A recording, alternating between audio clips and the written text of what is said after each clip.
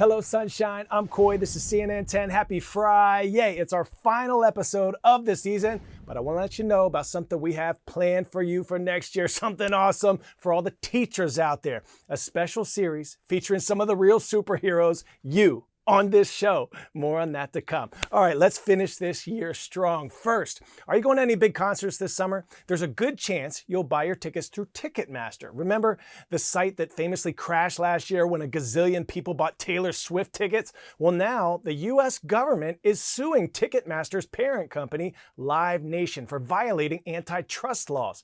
Antitrust laws are rules that try to stop monopolies from forming. A monopoly is a company that is so big that it makes it difficult or even impossible for other smaller companies to survive. The government argues Live Nation, which also manages concert venues and promotes events, is a monopoly because it owns every phase of the live event production, squeezing out the competitors. Live Nation calls the lawsuit baseless. But if the government wins, Live Nation could be broken up into a bunch of smaller companies. Next, we head to Iran, where the country is mourning its president, Ibrahim Raisi. He was buried yesterday following a deadly helicopter crash that we showed you earlier in the week.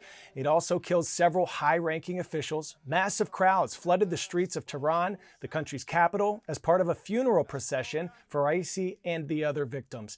The president was later buried in his hometown in the northeastern city of Mashhad at the Imam Reza Shrine. It's one of the holiest sites for Shiite Muslims. Our Fred Pleitkin has more. Hundreds of thousands lining the streets as the caskets made their way through Tehran.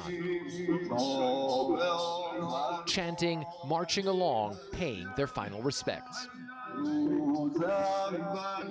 Ever since that helicopter crash that killed Iran's president, Ibrahim Raisi, as well as, of course, the foreign minister, Hossein Abir-Abdollahian, and several others, we've seen displays of public mourning here around the country in Iran. Now, especially here in Tehran, where this massive procession is one that is part of the funeral procession to lay to rest the people who were killed in that helicopter crash. I am here for my president, she says. He did a lot for Iran to prove that we loved him very much. Iran's supreme leader, Ayatollah Ali Khamenei himself, leading the funeral prayers. Allahu Akbar. With foreign dignitaries, but also senior leaders of Hamas in attendance.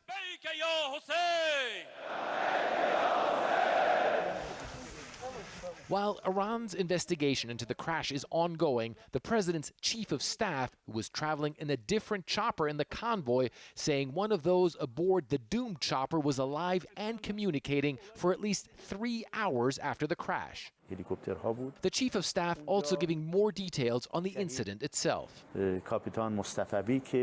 Captain Mustafavi, who was the pilot of the helicopter carrying the president and the commander of the helicopter convoy, ordered the other helicopters to gain altitude and go above the clouds. When we reached above the clouds, and after about 30 seconds, we realized the president's helicopter wasn't with us. Mourning, sorrow, and anger in the massive crowd as Iran's leaders vow to maintain stability. Fred Pleitkin, CNN, Tehran. For the first time since 2008, an African leader is making a state visit to Washington. President Biden and the First Lady welcoming Kenyan President William Ruto and his wife to the White House yesterday. The Biden administration is hoping to boost ties with African nations in order to counter China's influence in the region. China has loaned billions of dollars to Africa, giving it a lot of leverage over the continent. 10-second trivia. In what year was Elvis Presley's estate Graceland open to the public? 1966, 77, 82, or 93? If you said 1982, you are correct. Elvis Presley's ex-wife Priscilla was co-executor and co-trustee of Presley's estate. She worked to open the Graceland mansion in Memphis to the public in 1982. Thank you very much.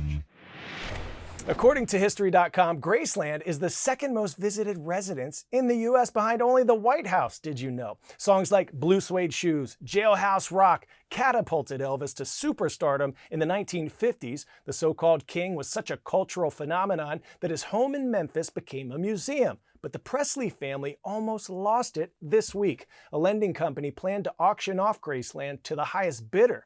It claimed Elvis's daughter, Lisa Marie Presley, owed them millions of dollars on a loan, and the company wanted to seize Graceland to make good on the debt. But Elvis's granddaughter filed a motion in court to stop the auction. She claims the loan paperwork was fake. A judge agreed with her, halting the auction and accusing the lending company of potential fraud. So for now, Graceland is staying with the Presley family and it stays open to the public. So rock on.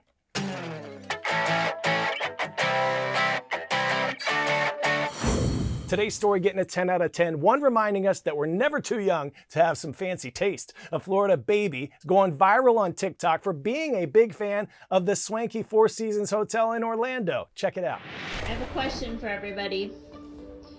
Who wants to go to the Four Seasons Orlando? Me.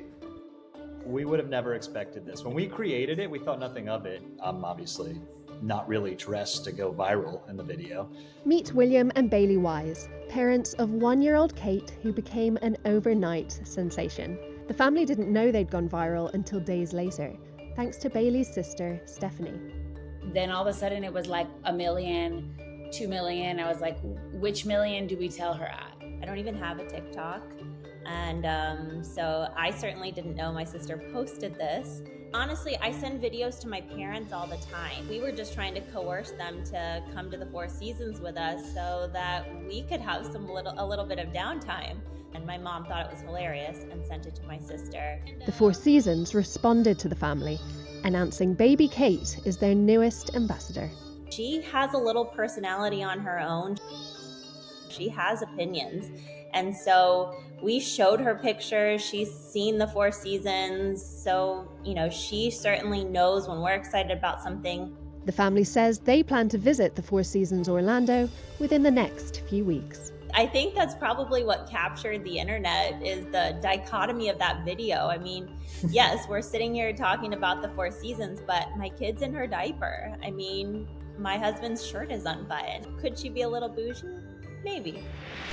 All right, last episode before summer break for many of us. Shout out to Mr. Schwarz and Mr. Lotzenheiser's class at Western Heights Middle School in Hagerstown, Maryland, and Mr. Walser's class at Case High School in Racine, Wisconsin. We see you. Also, special shout out to my small but mighty team, Lori, Jocelyn, McKenna, Zach, Jeremy. They work so hard to make this the best 10 minutes in news for you. I speak for all of us when I say thank you. We learn something new with you every day and love sharing stories with you. Your support means the world to me. And all the interactions I have with you on social media just lights up my day. So all of those of you who are graduating, go on and shine bright. Take on the next chapter by storm and know that we're always here for you to stay up to date and informed. Many blessings. Finish this year strong and take boundless energy into the summer. I'm Coy. This is CNN 10. It's been a blessing to spend this year with you.